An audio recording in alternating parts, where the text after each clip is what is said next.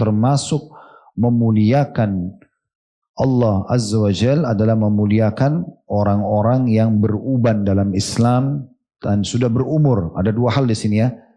Syaibah di sini ya, orang yang sudah berumur ya. Di syaibah ya. Assalamualaikum warahmatullahi wabarakatuh. Alhamdulillah, tidak henti-hentinya lisan kita memuji dan memuja Allah. Karena Allah sendiri telah menjadikan dua susunan kata ini sebagai rasa syukur kita kepadanya. Dan dia benar dengan janjinya akan memenuhi semua orang yang bersyukur atau berterima kasih dengan dipenuhi semua kebutuhannya. Kekal dalam surah Ibrahim, Allah subhanahu wa ta'ala berfirman, La in syakartum la azidannakum. Kalau kalian bersyukur maka aku akan tambah. Salah satu nikmat yang tidak bisa terhingga teman-teman sekalian di saat seorang hamba dimudahkan oleh Allah subhanahu wa ta'ala untuk bisa mengisi sisa umurnya sementara kita semua sedang menuju ke ajalnya atau batas akhir daripada umur. Maka sebelum tiba ajal tersebut, bila seseorang mendapatkan taufik bisa mengerjakan amal saleh, meninggalkan dosa-dosa, ini sebuah nikmat yang tidak terhingga. Sebagian salaf mengatakan, bila seseorang tidak memahami maka sungguh ada sesuatu yang terjadi dengan akalnya. Bila dia tidak memahami bahwasanya seseorang yang terjauhkan dari rahmat Allah dan beribadah kepadanya, itu adalah sebuah hukuman. Jadi hukuman, kalau ada orang misalnya punya kesempatan sholat, hadir majelis ilmu, melakukan ibadah-ibadah secara lalu dia tidak melakukannya, berarti itu sebenarnya bentuk hukuman dari Allah subhanahu wa ta'ala, karena Allah tidak ingin dia mendapatkan keutamaan tersebut. Jadi sebaliknya, kalau Allah mudahkan kita, Masya Allah, meluangkan waktu dan juga energi, ya mungkin harta juga menuju ke majelis ilmu seperti ini sebuah nikmat yang menandakan berarti Allah menginginkan kebaikan buat kita, maka syukuri itu. Sesuai juga dengan sabda Nabi SAW, Man yuridillahu bihi khairan yufaqihu fid din. Siapa yang Allah inginkan kebaikan baginya, maka Allah akan fakihkan dia di dalam agama ini. Maksudnya membuatnya selalu mau belajar sehingga dia faham agama ini lalu dia praktekkan dalam hidupnya. Selanjutnya kita panjatkan salam hormat kepada manusia yang telah Allah perintahkan kita untuk mengucapkan salam hormat kepadanya. Dan sebaik-baik orang yang paling pantas dicintai, dihormati, dijadikan sebagai suri tauladan yang telah sukses menjadi seorang suami, ayah, sahabat, saudagar, politikus, dan apapun kira-kira yang dikejar di muka bumi ini sebagai sebuah prestasi, manusia terbaik ini telah berhasil. Dan buah tidak akan jauh dari pohonnya. Kalau seseorang mengikutinya, menciplak hidupnya, maka pastikan juga akan sukses bersama dengan beliau. Dan salah satu bentuk yang diperintahkan Allah dan bentuk penghormatan kepada beliau adalah mengucapkan salam hormat kepada Nabi besar Muhammad sallallahu alaihi wa alihi wa sahbihi wasallam. Seperti biasa di pekan pertama dan pekan kedua kita akan melanjutkan bahasan dosa-dosa besar. Semoga Allah Azza wa Jal menjauhkan kita tentunya dari semua itu. Dan tugas seorang muslim memang berkisar di antara dua hal. Dia bagaimana mempelajari perintah sehingga dia sibuk mengisi waktu-waktunya dengan perintah tersebut, baik wajib ataupun sunnah.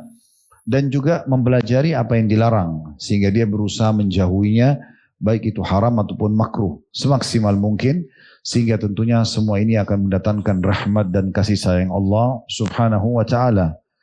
Dan pada malam ini kita akan bahas tentang bab yang ditulis oleh Syekh Muhammad rahimahullah, bab al-istighfafu bi ahlil fadl, atau penganggap remehan atau penghinaan terhadap orang-orang yang memiliki keutamaan-keutamaan.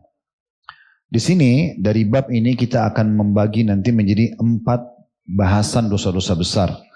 Pada kesempatan ini 1, pekan depan 2, kemudian nanti insya Allah di bulan depan kita akan bahas 2 lagi yang tersisa. Tapi kita masih membahas satu judul yang sama. Yang karena dalam bab judul ini ada 4 hal yang dibahas sebagai bagian daripada dosa yang diharapkan setiap muslim tentunya tidak melanggarnya. Dan pada malam ini kita akan membahas masalah dosa menghina dan menganggap remeh seorang muslim yang sudah beruban dan berusia tua dalam Islam. Ini bagian daripada kemuliaan Islam terhadap penganutnya. Bila ada orang yang sudah tua berumur dan umumnya mereka juga beruban, maka ini punya kedudukan yang sangat tinggi dalam Islam. Dan siapapun yang menghina mereka, tidak memberikan hak mereka, apalagi mengejek, ya, ini berarti menandakan dia mendapatkan dosa yang sedang diancamkan. Ya. Kita akan bacakan dulu dalil yang diangkat oleh penulis. Bagi yang pegang bukunya di halaman 178. Saya akan mulai dulu dari hadis nomor 2 dalam bab ini. Karena ini saksi bahasan kita. Hadis yang diriwayatkan oleh Abu Daud di nomor 4843 dan dihasankan oleh Syekh Albani dalam Sahih Al-Jami' nomor 2199. Dari hadis Abu Musa Al-Asy'ari radhiyallahu anhu bahwasanya Rasulullah sallallahu alaihi wasallam bersabda, "Inna min ijlalillahi ikrama dzisy-syaibatil muslim." Sesungguhnya termasuk pemuliaan seorang muslim kepada Tuhannya Allah adalah menghormati orang tua yang mempunyai uban dalam keadaan beragama Islam. Wa hamilil Qur'an ghairal ghali fihi. Dan yang kedua adalah memuliakan para penghafal Al-Quran dan ahli Al-Quran tanpa melampaui batas. Jadi malam ini kita bahas tentang masalah haramnya menghina dan meremehkan orang yang sudah tua dalam Islam, ya, dan cirinya mereka beruban. InsyaAllah pekan depan kita khusus membahas masalah menghina para ahli Al-Quran.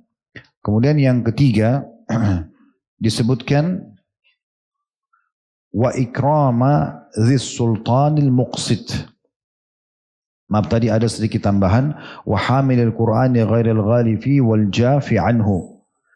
Jadi golongan kedua adalah memuliakan Allah itu dengan memuliakan para penghafal Al-Quran yang tidak melampaui batas padanya dan tidak berpaling darinya atau tidak meninggalkannya. Kemudian yang ketiga wa ikrama dzis sultanil muqsit. Termasuk memuliakan Allah Azza wa Jalla sebagai Tuhan adalah memuliakan penguasa yang adil. Nanti ini akan kita bahas juga insyaAllah di bulan depan di pekan pertama. Masih di bab yang sama tentang masalah tidak bolehnya menghina pemerintah atau pemimpin yang adil.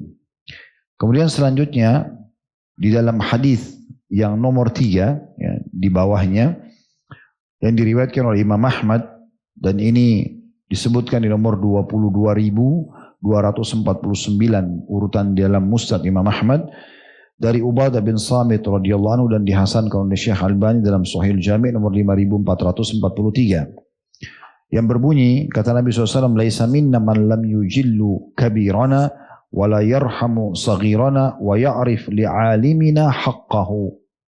Artinya bukan dari golongan kami orang yang tidak memuliakan orang tua di antara kami, menyayangi yang kecil dari kami, dan tidak mengetahui hak bagi orang yang berilmu dari kami.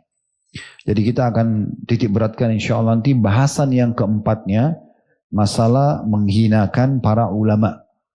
Jadi ini 4 bahasan nanti akan kita bahas menjadi 4 kajian dosa-dosa tentunya yang kita harapkan dijauhkan oleh Allah subhanahu wa ta'ala. Nah pada kesempatan ini teman-teman sekalian kita akan bahas bagian pertama yaitu menghinakan orang-orang yang sudah tua dalam Islam dan beruban. Ini saya katakan tadi bagian daripada hal yang perlu kita perhatikan baik-baik karena ini sudah disebutkan tadi dalam hadis Abu Daud dari sahabat Abu Musa Al-Asy'ari radhiyallahu anhu termasuk memuliakan Allah Azza wa Jalla adalah memuliakan orang-orang yang beruban dalam Islam dan sudah berumur. Ada 2 hal di sini ya. Syaibah di sini ya, orang yang sudah berumur ya, di syaibah ya.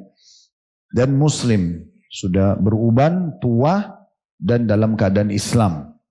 Jadi 3 syarat ini kalau bertemu, bukan 2 tapi 3 ya. Dia sudah muslim, dia tua plus dia beruban ya. Maka ini berarti yang jadi bahasan kita secara khusus ya. Walaupun kita memuliakan orang secara umum dalam Islam dianjurkan, walaupun masih muda. Tapi kalau ada orang yang sampai tua, Allah masih kasih umur sebagai muslim dan sampai beruban, maka ini berarti punya kedudukan sendiri di mata Allah subhanahu wa ta'ala. Di dalam sebuah hadis yang lain disebutkan oleh Ibnu Abdul Bar, diriwayatkan oleh Ibnu Abdul Bar berbunyi, min ta'zimi jalalillahi ikramu thalatha. Termasuk ya, puncak yang sangat besar dari pengagungan Allah subhanahu wa ta'ala yaitu dengan memuliakan 3 golongan. Termasuk puncak daripada memuliakan dan mengagungkan Allah, yaitu memuliakan 3 orang. Yang pertama al-imamul adil, pemimpin yang adil. Jadi kalau ada pemimpin yang baik menjalankan tugasnya, maka memuliakannya, mendoakan kebaikan untuknya. Nanti akan ada bahasan sendiri berhubungan dengan masalah ini insyaAllah. Itu bagian daripada mengagungkan Allah subhanahu wa ta'ala. Yang kedua dalam hadis ini dikatakan وَذِي الشَّيْبَةِ muslim, dan juga memuliakan orang yang sudah tua dan beruban sementara dia beragama Islam. Kemudian yang ketiga وَحَامِلِ Quran, dan para penghafal Al-Quran. Nah ini semua memang harus kita muliakan. Berarti lawan daripada pemahaman hadis ini, kalau ada orang yang menghinakan mereka, berarti bagian daripada dosa. Ya, karena pemahamannya, perintahnya adalah kita harus memuliakan mereka. Sebagaimana memang itu termasuk dalam memuliakan Allah subhanahu wa ta'ala. Ada sebuah riwayat, diriwayatkan oleh Tirmidzi, pernah ada satu orang yang sudah tua dan beruban muslim, datang dari luar kota Madinah, kemudian ingin bertemu dengan Nabi SAW. Namun beberapa orang sahabat belum memahami tentang masalah hukum ini, mereka anggap biasa saja. Ya mungkin kalau kita lagi antri, atau lagi ada tempat duduk pas-pasan, ya, kemudian ada orang yang tua sudah beruban, kita harusnya dahulukan mereka. Itu bagian daripada mengagungkan Allah. Rupanya beberapa sahabat anggap ya sudahlah kita sama-sama aja, tua muda sama aja. Lalu mereka tidak memberikan tempat duduk kepada orang yang sudah tua ini. Apa kata Nabi SAW waktu dengar itu? Laisa minna man la yarham saghirana wa ya'rifu syarafa kabirana. Bukan dari golongan kami orang yang tidak mengasihi yang masih muda atau anak-anak di antara kami dan mendudukkan dan memuliakan orang tua di antara kami. Jadi Nabi SAW menegur sahabat hanya karena tidak kasih tempat duduk orang yang sudah beruban dan tua tadi. Padahal sebenarnya mereka bukan menghinakan, ya, cuma merasa ya sudah satu sama yang lain sama aja. Ternyata memuliakan orang yang sudah beruban dan tua ini bagian daripada perintah Nabi SAW. Sebagaimana juga tentunya yang tua dimuliakan, didahulukan, yang tua juga menyayangi yang kecil. Ya, itu jadi bahasan juga tersendiri ya. Tentang masalah di sini Nabi SAW mengatakan bukan dari golongan kami orang yang tidak mengasihi anak kecil di antara kami. Ini ada bahasan sendiri. Nanti akan kita bahas juga insyaAllah binillahi ta'ala tentang masalah itu ya. Semoga satu waktu nanti dibahas tentang tidak bolehnya seseorang itu cuma tahu marah, mukul anak-anak kecil. Ya. Sampai kadang-kadang di masjid itu sepertinya mereka sudah melakukan pelanggaran yang sangat besar hanya karena mereka lari-lari misalnya. Padahal sebenarnya ini bisa dirangkul ya, bisa dibuatkan program-program. Di sebagian tempat ibadah orang-orang non-muslim itu malah diajak nyanyi-nyanyi, dikasih makanan ya. Sebenarnya dalam Islam bukan kita disuruh untuk menyanyi bersama anak-anak, tapi paling tidak kita merangkul mereka. Kita merangkul mereka, kita membuatkan program yang menarik misalnya ya, sehingga akhirnya atau diberikan pemahaman yang tepat, diberikan makanan dan minuman yang cukup sehingga mereka memang tidak sampai mengganggu program-program di masjid ya. Walaupun bahasan ulama cukup panjang lebar masalah ini. Ada yang sampai membahas tentang detail kapan anak laki-laki bisa diajak ke masjid. Ya, karena memang ada umur-umur tertentu mereka belum faham ya. Anjuran ada sebagian ulama mengatakan adalah berpegang pada hadis Nabi SAW, perintahkan anak kalian sholat di umur 7 tahun dan pukul mereka di 10 tahun. Berarti di sini ada penyebutan 7 tahun. Nah di situ baru diperintahkan untuk sholat. Untuk diajarkan sebelumnya gak masalah. Tapi untuk penegasan itu mulai umur 7 tahun. Berarti seakan-akan di sini pendapat pertama mengatakan lebih baik mereka diajak di umur 7 tahun. Karena sudah lebih berakal lah ya, tidak lari-lari lagi ke sana sini. Ada juga yang mengatakan tidak, ini bukan jadi tolak ukur. Pendapat mengatakan bahwasanya selama anak itu bisa diberikan pengertian, bisa diberikan penjelasan walaupun umurnya masih 4-5 tahun tidak ada masalah ya. Tapi tidak disarankan membawa anak-anak yang masih sangat kecil ya. Kecuali mereka yang masuk ke dalam masjid, maka jangan dibiarkan keluar. Karena Nabi SAW pernah menggendong cucu beliau dalam hadis Bukhari sementara beliau sholat dan dilihat oleh para sahabat. Dan dalam riwayat sahih yang lain pernah Nabi SAW sujud lama sekali sampai sebagian sahabat mengatakan kami mengira terjadi sesuatu yang buruk pada Nabi SAW. Ternyata setelah beliau salam baru kami lihat di pundak beliau ada Hasan dan Husain radhiyallahu anhuma.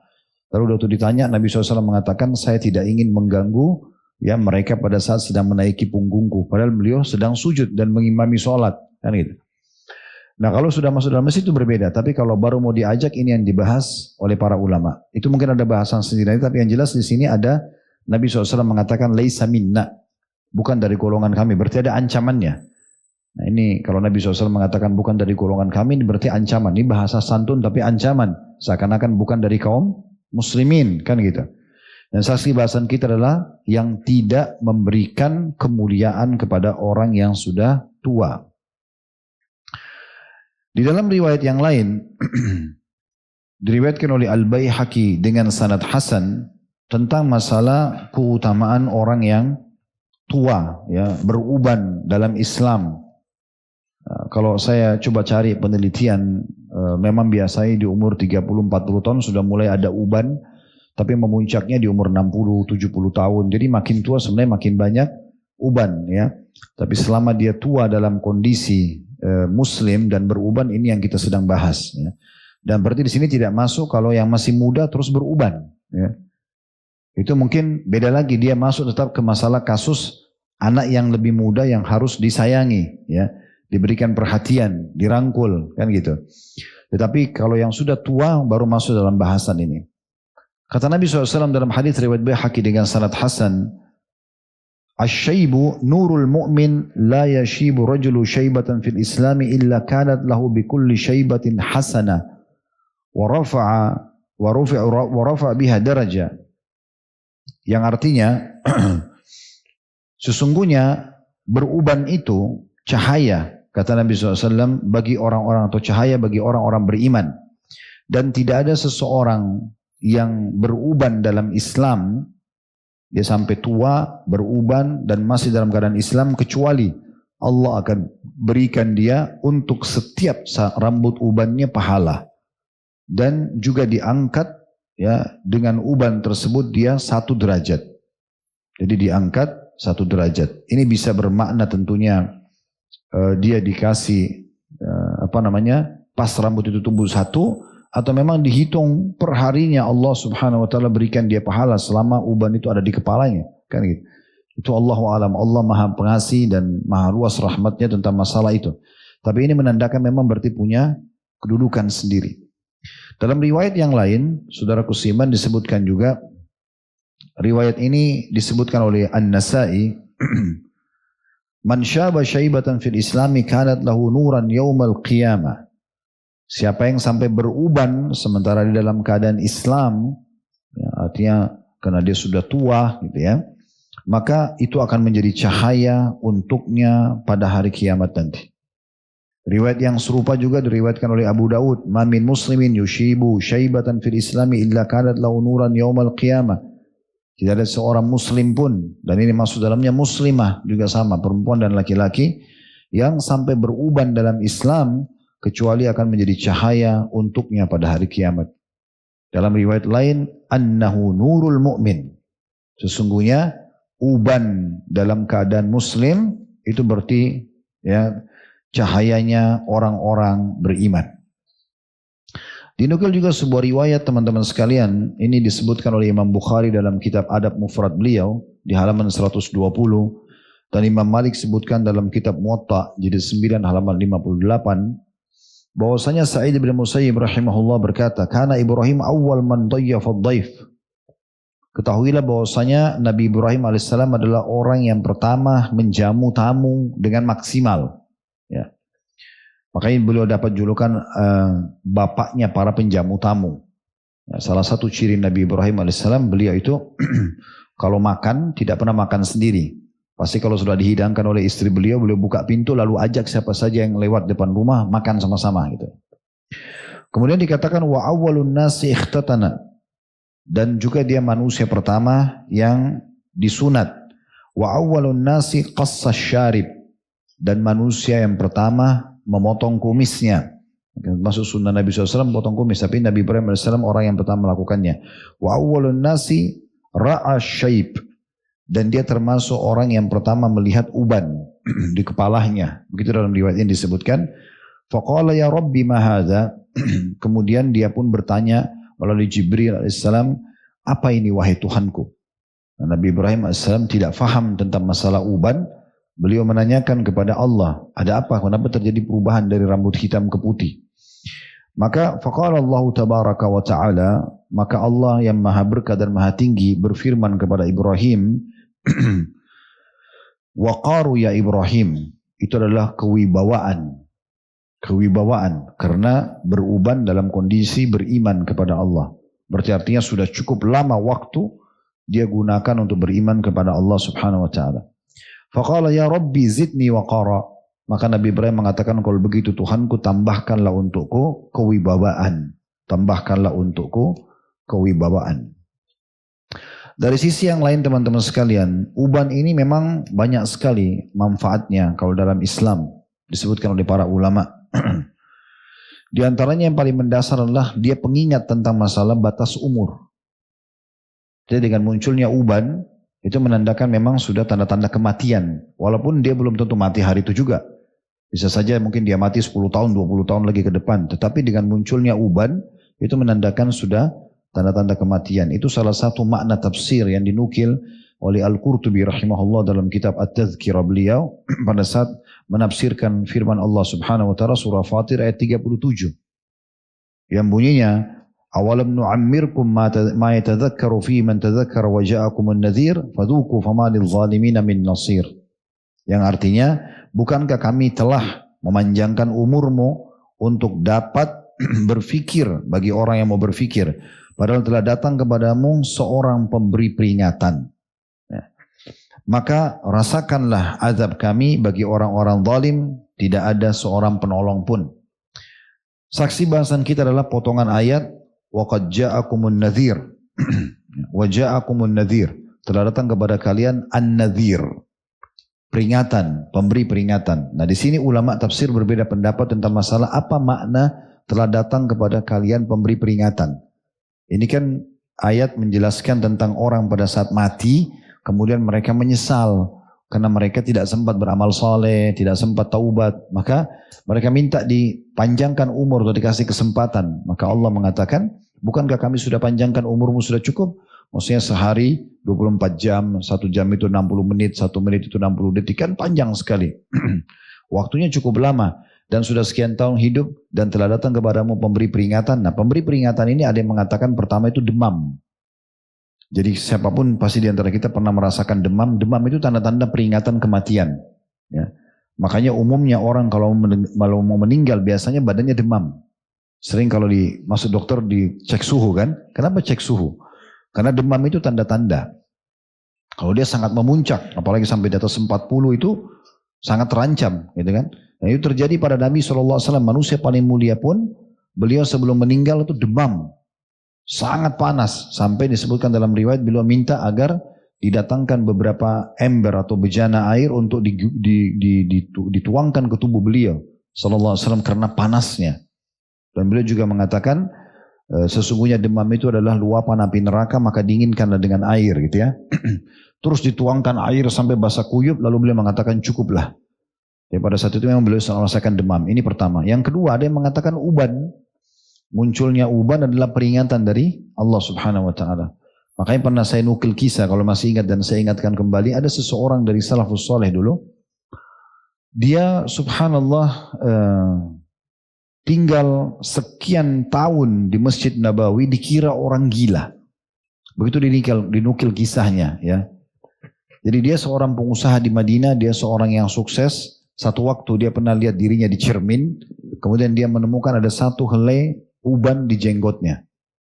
Maka tiba-tiba dia ketakutan pada saat itu. Dia khawatir ini jangan sampai ajal sudah dekat. Karena dia pernah mendengarkan tentang masalah salah satu makna daripada firman Allah SWT An-Nadhir dalam surah Fatir ayat 37 itu adalah uban.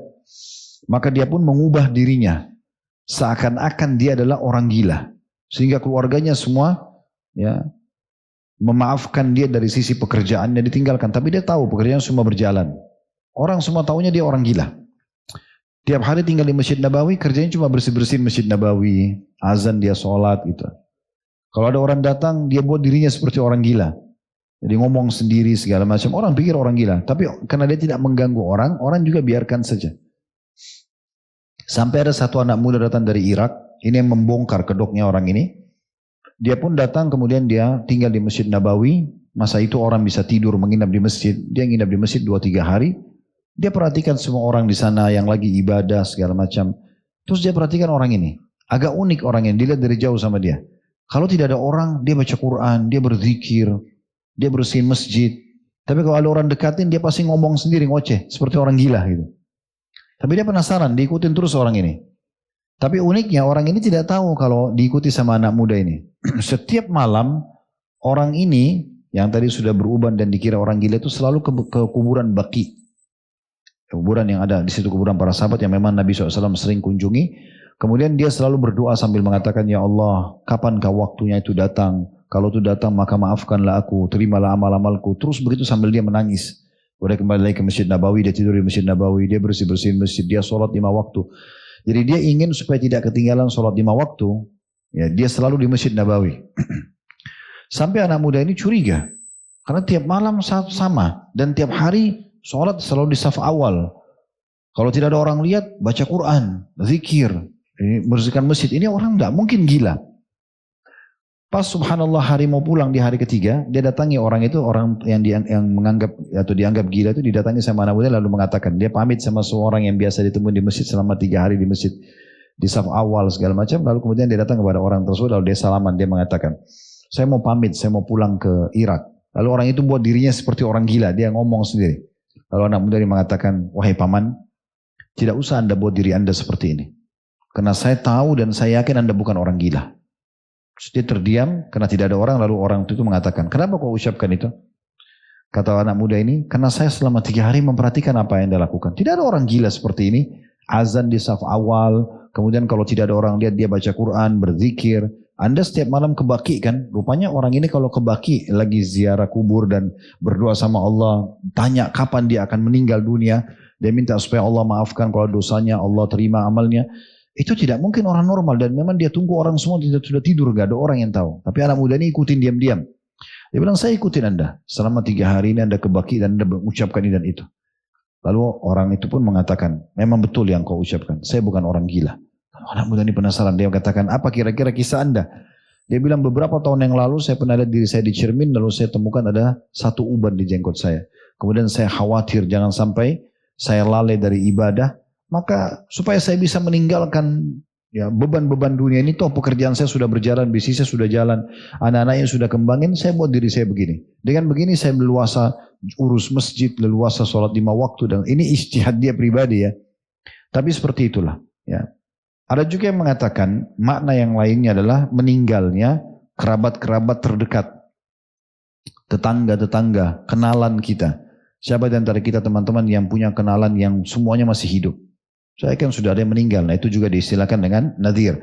Ada juga yang mengatakan lahirnya keturunan, anak-anak. Ya. Itu berarti menandakan juga tanda-tanda kematian karena sudah ada regenerasi, calon penggantinya. Walaupun dia tidak harus mati di situ. Waktu itu dia bisa mati beberapa tahun ke depan, tapi tetap itu sudah tanda-tanda. Karena sebagaimana kita gantikan orang tua kita, kita pun akan digantikan lagi oleh manusia lain. Nah seperti itulah. Oleh karena itu setiap orang harus hati-hati sekali agar bisa faham kalau kematian sudah dekat. Nah itu salah satu kata ulama hikmah kenapa orang sudah tua dalam Islam dihormatin, ya itu karena memang mereka sudah dekat dengan masa-masa pulangnya kepada Allah Subhanahu wa taala. Itu diantara hikmah-hikmah luar biasa gitu ya. Selain tadi sudah disebutkan dia akan jadi cahaya hari kiamat, akan diberikan per 1 helainya pahala, ya kan seterusnya. Baik, selanjutnya salah satu contoh yang pernah dipraktikin oleh sahabat, ya, tepatnya Samurah bin Jundub radhiyallahu anhu. Samurah bin Jundub ini sahabat Nabi yang waktu Nabi SAW meninggal umurnya sekitar 20 tahun. Karena waktu perang Uhud di tahun 3 Hijriah umurnya masih 13 tahun dan dia termasuk sahabat yang diizinkan ikut berperang karena dia mahir dalam bergulat. Ya. Dia sama satu lagi namanya Rafi ibn Khadij. Rafi ibn Khadij ini radhiyallahu anhu mahir memanah. Ya. Dua-duanya ya bisa dikatakan hanya 2 orang ini sahabat yang 13 tahun diizinkan pada saat itu untuk berperang. Nah, Nabi SAW meninggal di tahun 10 atau awal tahun 11. Berarti waktu itu umur 13 tahun ditambah sekitar 7 tahun berarti sekitar 20 tahun umurnya waktu Nabi SAW meninggal. Nah, Samurah bin Jundub sama dengan Abdullah bin Umar, Abdullah bin Abbas, Abdullah bin As, Anas bin Malik, Usama bin Zaid. Ini sahabat-sahabat yang masih mudah sekali di saat itu ya. Tapi mereka banyak menghafal hadis-hadis Nabi Sallallahu Alaihi Wasallam. Nah, dinukil dari Samurah bin Jundub, beliau pernah mengatakan dalam riwayat Muslim, laqad kuntu ala ahdi Rasulillah sallallahu alaihi wasallam gulaman fa kuntu ahfadu anhu. Saya dulu waktu di masa hidupnya Nabi SAW adalah anak kecil, masih belasan tahun, tapi aku banyak menghafal hadis-hadis dari Nabi SAW.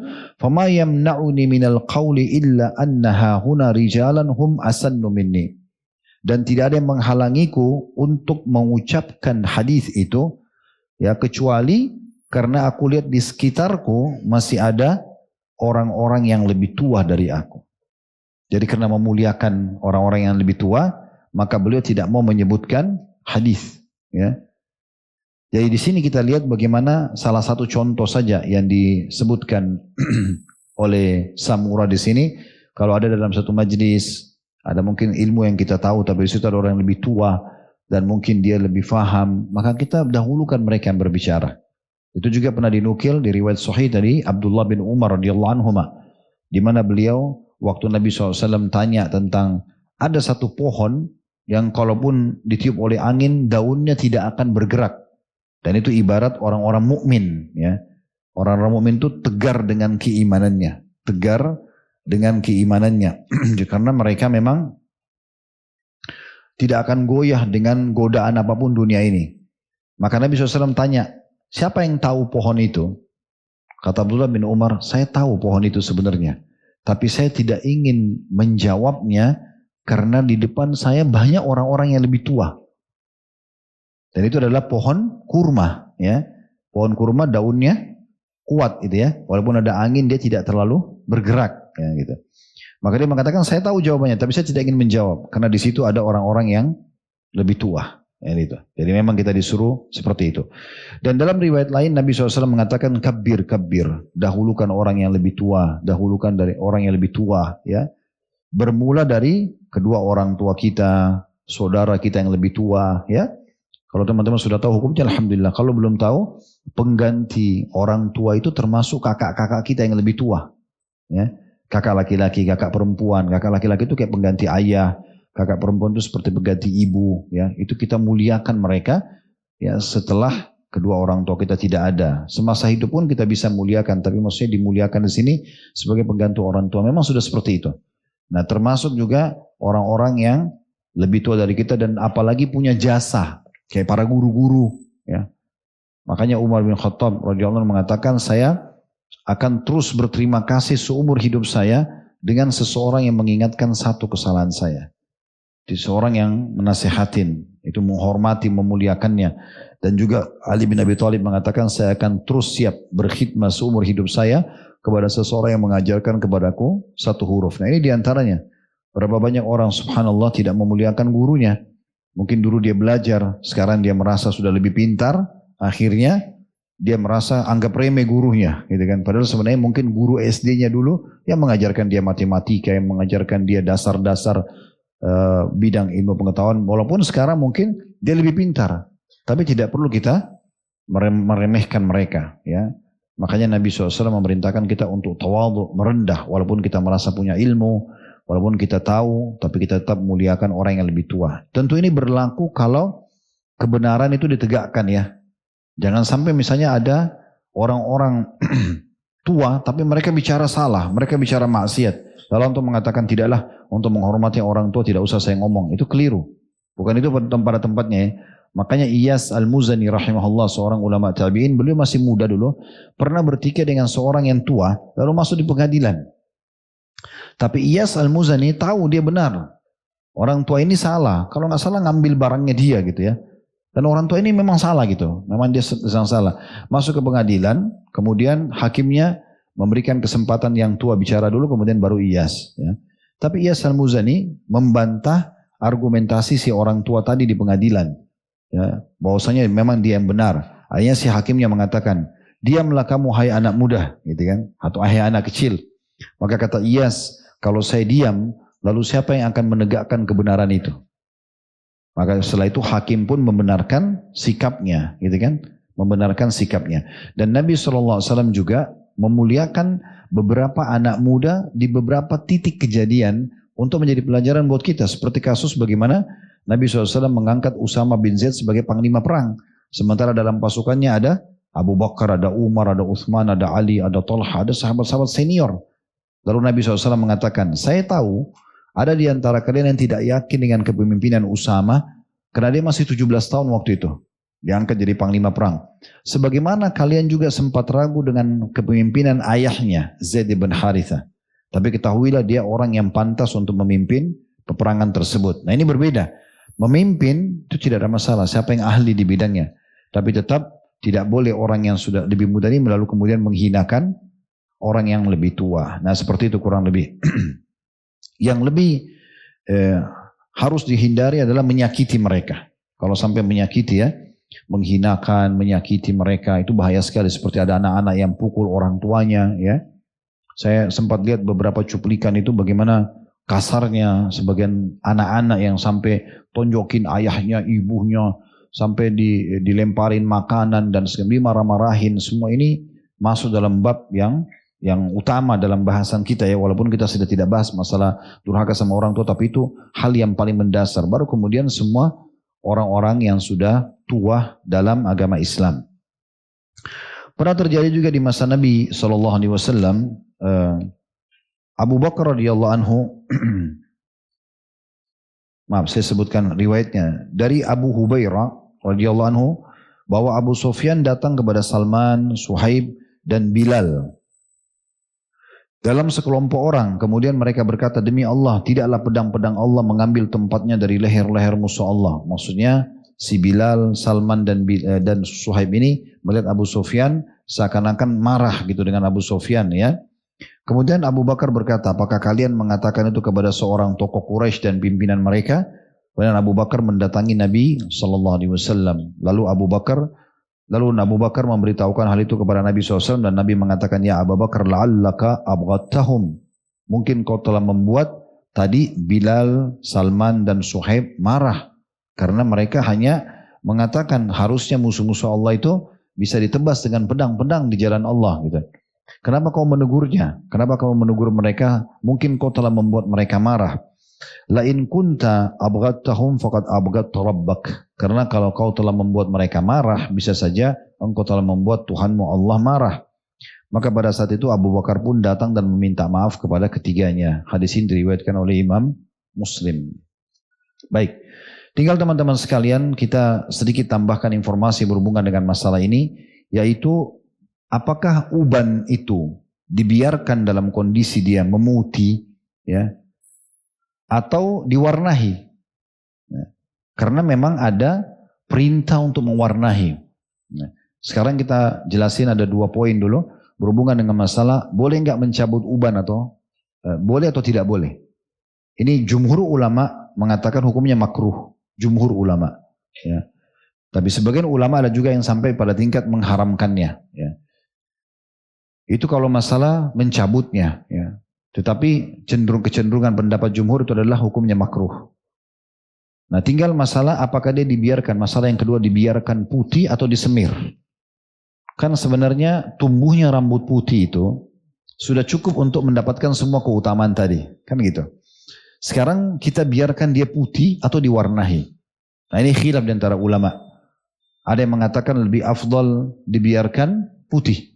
Biarkan saya memutih. Ada yang mengatakan tidak. Lebih baik diwarnahi. Dan tidak akan hilang keutamaan ubannya. Karena kan ubannya ada. Dan Allahu alam kami pribadi cenderung dengan pendapat yang kedua. Ya gitu. Karena banyak riwayat yang mendukung masalah itu. Di antaranya kasusnya waktu pembebasan kota Mekah, ayahnya Abu Bakar. Nah, Abu Bakar ini luar biasa ya. Karena ayahnya dia sama anaknya gitu kan. Sama cucunya semuanya masuk Islam dan golongan sahabat gitu. Abu Bakar sendiri ya itu punya ayah. Ayahnya bernama Abi Kuhafa. Itu masuk Islam di masa kota Mekah. Anaknya Abu Bakar, Asma, Aisyah masuk Islam semua. Anaknya Asma ada namanya Abdullah. Abdullah bin Zubair, juga sahabat. Jadi 4 generasi ini sahabat. Kakek, ya, ayahnya Abu Bakar, Abu Bakar sendiri, anaknya Abu Bakar, cucunya Abu Bakar. Tapi kita masuk kepada ayahnya Abu Bakar, Abi Quhafa. Waktu Nabi SAW masuk kota Mekah dengan pembebasan, dengan kekuatan pasukan sekitar 10.000 orang, dan takluklah Mekah pada saat itu tanpa perlawanan. Dan waktu itu ada syaratnya ya, siapapun penduduk Mekah yang mau aman, mereka harus tutup pintu rumah mereka. Maka tidak akan diganggu oleh pasukan muslimin. Atau mereka masuk ke rumahnya Abu Sufyan, atau mereka masuk ke dalam masjid, wilayah Ka'bah. Nah, semua itu tidak akan diganggu pasukan. Tapi kalau didapat berkeliaran di jalan itu hukumnya bisa dibunuh. Nah kebetulan salah satu yang masih ada di jalan ayahnya Abu Bakar, Abi Quhafa. Tapi sudah sangat tua. 80 sampai 85 tahun umurnya.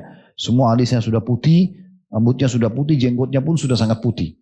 Dan sudah sangat tua. Dia jalan di jalan, dia tidak tahu apa yang sedang terjadi. Lalu Abu Bakar mendapatkan ayahnya, kemudian dia pun menggendongnya lalu membawanya kepada Nabi SAW. Lalu Nabi SAW waktu lihat, Nabi senyum. Nabi SAW mengatakan, harusnya jangan kau bawa dia ke sini hai Abu Bakar, tapi kami yang harusnya datang untuk memuliakannya. Ini dalam kondisi masih kafir ya, Abi Quhafa. Lalu kata Abu Bakar, ya Rasulullah, aku membawanya supaya dia masuk Islam kepada anda. Kata Nabi SAW, walaupun itu, harusnya kita yang mendatanginya. Lalu syahadatlah ayahnya Abu Bakar, Abi Quhafa. Lalu apa pesan Nabi SAW? Bawalah dia kepada sebagian istrinya, karena kebetulan ayahnya Abu Bakar berpoligami. Bawalah kepada salah satu dari istrinya dan warnahilah semua putih itu ya dengan warna yang lain dan hindarilah warna hitam. Padahal umurnya 85 tahun. Tapi karena sudah putih semua harusnya kan dibiarkan. Tapi Nabi SAW bilang suruh warnahi dan hindari warna hitam. Nah berarti ada perintah itu. Dan juga ada hadis Nabi SAW dalam hadis riwayat Bukhari Muslim. Innal yahuda wan nasara la yasbugun fakhalifuhum. Ketahuilah orang-orang Yahudi dan Nasrani tidak menyemir uban mereka. Maka kalian berselisihlah dengan mereka. Itu hadis Bukhari Muslim. Jadi harusnya jangan dibiarkan dalam kondisi putih, diwarnahi. Kan gitu. Walaupun tidak berdosa orang kalau biarkan putih, itu hak dia. Tetapi mana yang lebih afdal, perintah-perintah Nabi SAW untuk mewarnainya. Kemudian juga kita tahu ada sabda Nabi SAW dalam hadis yang diriwayatkan oleh Tirmidzi, Abu Dawud, Ibnu Majah, An-Nasai, dan ini disahihkan oleh Syekh Albani yang berbunyi inna ahsana ma ghayyartum bihi syaiba al-hinna'u wal katam. Ketahuilah kata Nabi SAW, sungguhnya bahan terbaik yang kalian gunakan untuk menyemir uban adalah hinna atau pacar dan katam. Katam itu pohon inai. Ya mirip-mirip sih ya. Biasanya orang Indonesia bilang pacar, biasanya dipakai untuk hiasin jari jemarinya perempuan kalau lagi menikah ya. Daun pacar itu biasanya gitu. Nah itu sunnahnya untuk pakai. Nabi SAW mengatakan itu. Dan Umar mengatakan sesungguhnya sebaik-baik atau senjata yang paling baik untuk ya menutupi uban yang putih adalah inai ya atau katam tadi. Dalam asar yang lain beliau mengatakan pohon pacar itu sendiri. Kemudian juga disebutkan dari Al-Hakam bin Amr, beliau mengatakan dakhaltu ana wa akhi Rafi' ala Amir Mu'minin Umar. Satu waktu pernah aku masuk menemui Amir Mu'minin Umar bin Khattab ya di masa beliau jadi raja, wa ana makhdubun bil hinna, dan aku menyemir ubanku dengan hinna. Wa akhi makhdubun bis sufra, dan saudaraku itu mewarnahi dengan sufra. Sufra itu bahan yang dari za'faran berwarna kuning. Ya, za'faran itu biasa dipakai juga untuk campuran makanan. Jadi pokoknya dia bisa mengubah ke warna kuning ya. Jadi dia mengatakan aku sendiri pakai yang berwarna merah, warna inai pacar, biasanya merah kehitam-hitaman merah gitu ya. Dan saudaraku pakai kuning. Lalu Umar berkata, sambil menunjuk aku, dia mengatakan faqala Umar, hadza khidabul Islam. Ditunjuk dia tadi yang menyampaikan riwayat ini karena dia pakai henna warna merah, maka dikatakan ini adalah ya cara semiran Islam. Kemudian waqala li akhi Rafi' hadza khidabul iman. Lalu dia berkata kepada saudaraku ya Rafi', ini adalah mewarnai caranya orang beriman. Artinya dua-duanya dibolehkan ya. Cuma yang penting harus menjauhi warna hitam, apapun alasannya. Menghindari warna hitam. Sebagaimana sabda Nabi SAW dalam hadis Muslim, "Ghayyiru hadza bi syai'in wajtanibus sawat." Gantilah warna uban itu dari putih dengan sesuatu, tetapi hindarilah warna hitam. Nah, itu yang ditutup di situ warna hitam. Tentu saya bilang tadi ada khilaf di antara ulama teman-teman sekalian tentang masalah hukum mewarnahinya. Apakah lebih baik dibindarkan putih atau diwarnai? Ini khilaf di antara ulama ya. Kalau dibiarkan putih pun itu tidak ada masalah. Tapi intinya di sini ya boleh diwarnai. Bahkan kalau pendapat tadi yang saya katakan lebih afdal dia coba mewarnahinya. Yang penting dihindari warna hitam. Allahu a'lam. Subhanakallahumma bihamdika asyhadu an la ilaha illa anta astaghfiruka wa atubu ilaik. Wassalamualaikum warahmatullahi wabarakatuh.